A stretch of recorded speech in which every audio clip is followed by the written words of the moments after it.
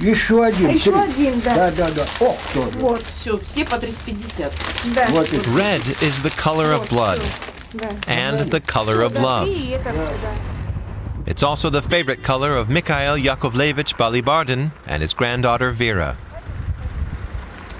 Today is a special day for both of them. A day of history and storytelling. A day of remembrance, commemorating the most famous battle of the Second World War, Stalingrad. 70 years on, the 86-year-old veteran still cannot forget those terrible weeks.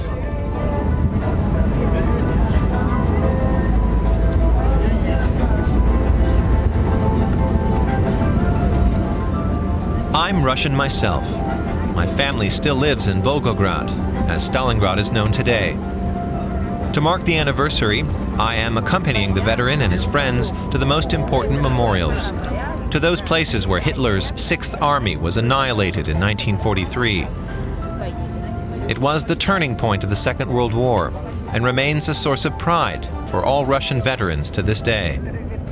Mikhail, the son of a Cossack, was 16 at the time. The weather was freezing cold when the German assault began, he says. It was very foggy too, you couldn't see a thing. Our house was down there on the riverbank, where all the troops were concentrated. The noise was terrible. The Katyusha rockets rained down. Everything was on fire. The snow all around melted from the heat of the fire. It was awful. Hundreds of thousands of soldiers were killed in action, Russians and Germans.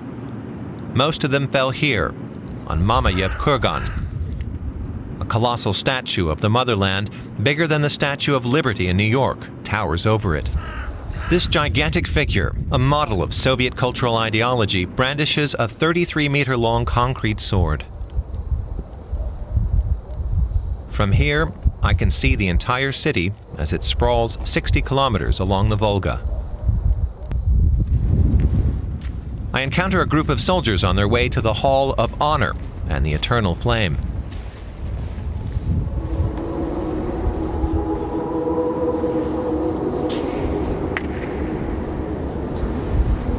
The soldiers are wearing warm valenki, felt boots. It's just as cold inside as out. Minus 17 degrees Celsius. Mikhail Yakovlevich and his party want to lay flowers. Let's go, says his granddaughter Vera.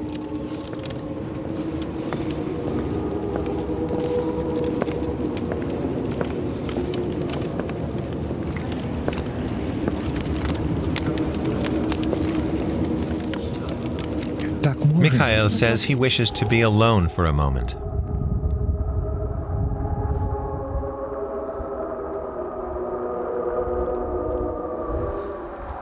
I go outside to take a look around the sculpture park.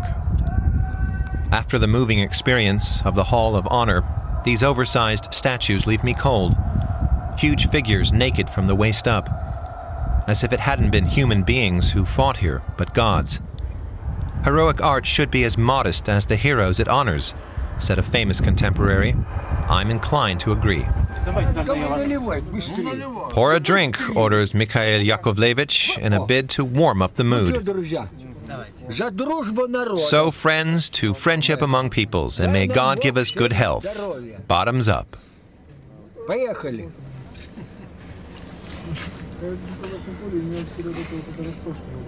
The second glass loosens the tongue.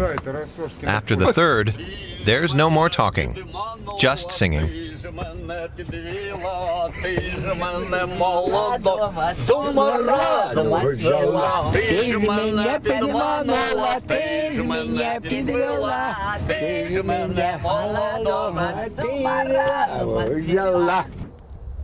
And then Mikhail Yakovlevich leads everyone to another smaller graveyard, to the Rososhka Cemetery, 40 kilometers outside town. No pompous, oversized statues here. Many of Mikhail's neighbors and friends are buried here. It took decades before he was able to forgive the Germans for their deaths. But now, 70 years on, Mikhail Yakovlevich Balibardin says he sees the world in a different light. Having spent a short time at the Russian graveyard, he crosses the road to the German military cemetery. It's the first time he's come here. He wants to commemorate the enemy, too.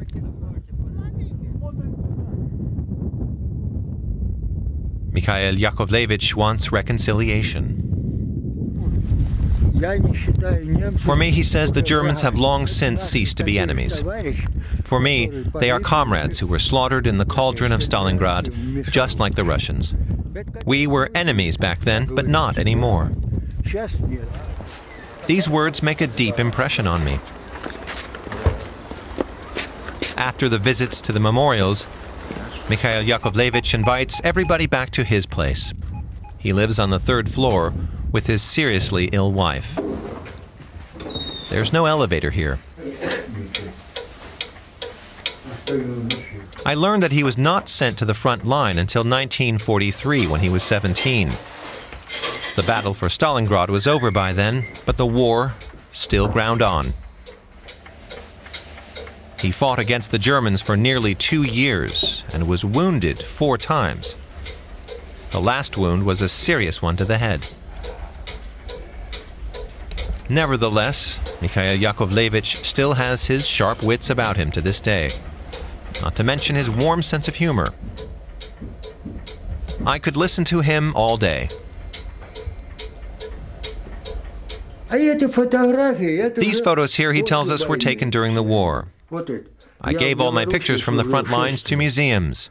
I served for 6 years in Belarus. I was a soldier for a total of 8 years. That's the way it was back then. After the war, we weren't allowed to come home because we had learned too much and were too well qualified. Some people called us academics because the students of the military academy only spent 5 years studying. We had been soldiers for 8, so they called us academics. Mikhail Yakovlevich has been invited to spend the afternoon at what's called a bravery hour at a high school. A few other veterans are there too. The discussion is led by the eloquent Russian teacher, Olga Alexeyevna. What if we had lost the Battle of Stalingrad, she asks. If it hadn't been for Stalingrad, we'd all be speaking German now.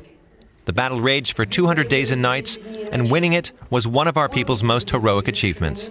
Without that victory, our Russian language would be no more. Just like all of us stubby-nosed Slavs would be no more either. Instead, our Earth would be populated by Aryan worms, Aryan skulls, and we simply would not exist anymore.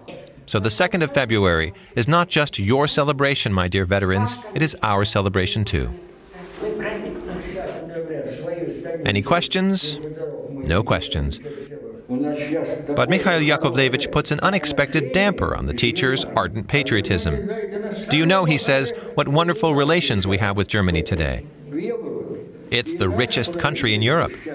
Our government does everything it can to encourage it, for strong trade ties, and to attract German investment. The Germans invest their money here and create jobs for us children. After an hour, the children politely say thank you. The veterans' remarks seem to have had little effect, in contrast to their teachers' patriotic platitudes. This youth says the great veterans are the role models for their generation, and we should honor them eternally. Those who don't respect history have no future, says this boy. The hour of bravery is followed by some light entertainment.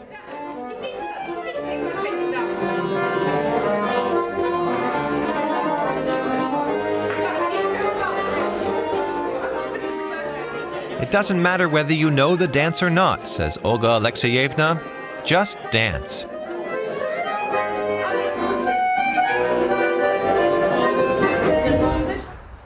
In the evening, we all accompany Mikhail Yakovlevich to the Volgograd Philharmonic.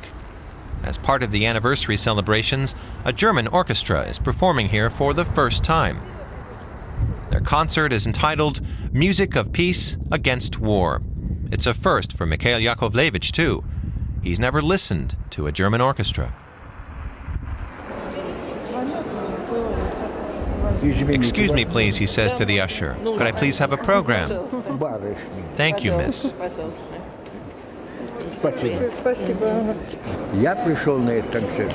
I'm here today to strengthen our friendship with the German nation, he tells us. We used to be enemies. Now we're friends. I place great value on every encounter with the Germans. Why do you think I wanted to go to the German war cemetery this morning? Not out of interest, but out of sympathy. Sympathy with the German soldiers. I feel so sorry for them that I could cry. And now, without the Germans, we'd be finished. That's why meetings like this should be held more often, whether with aging veterans or with young people. The concert hall is packed, but Mikhail Yakovlevich is one of the few veterans here. Many of his old comrades still shy away from meeting the Germans face to face. The orchestra performs music by Brahms. For me, there could be no better end to the day than this.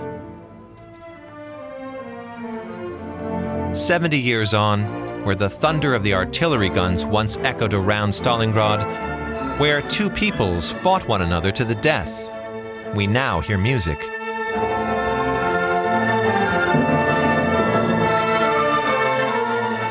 And I can enjoy the moment in the company of Mikhail Yakovlevich Balibardin, veteran of the Great Patriotic War, as the Second World War is known in Russia, and my own personal hero.